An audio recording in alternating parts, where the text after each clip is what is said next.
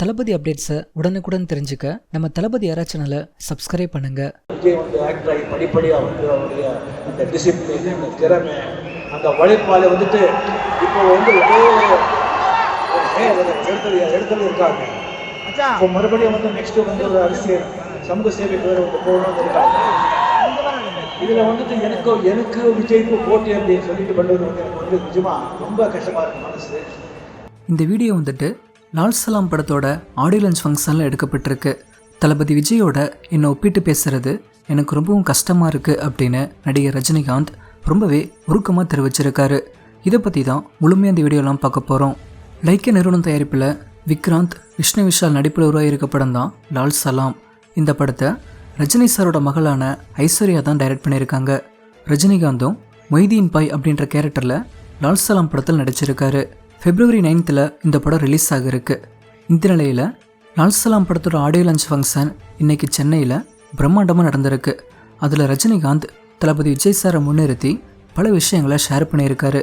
அதாவது, ஜெயிலர் படத்தோட audio launch ஃபங்க்ஷனில் நான் காக்கா கழுகு கதை சொன்னது வேறு மாதிரி தெரிச்சு சமூக வலைதளங்களில் பேசப்பட்டுச்சு.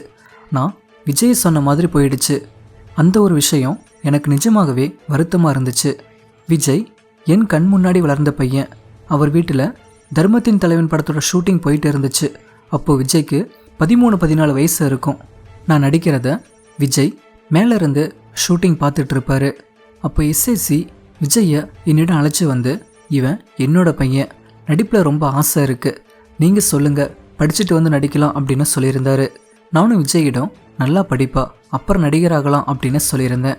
இன்றைக்கு விஜய் படிப்படியாக தன்னோட திறமை, ஒழுக்கம், அப்புறம் உழைப்பால் இந்த சினிமா உலகத்தில் டாப்பில் இருக்கார்.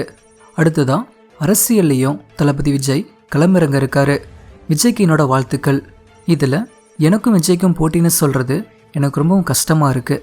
விஜயும் சரி நானும் சரி எங்களோட பேச்சுக்களில் எங்களுக்கு நாங்களே தான் போட்டி அப்படின்னு தான் சொல்லியிருக்கோம்.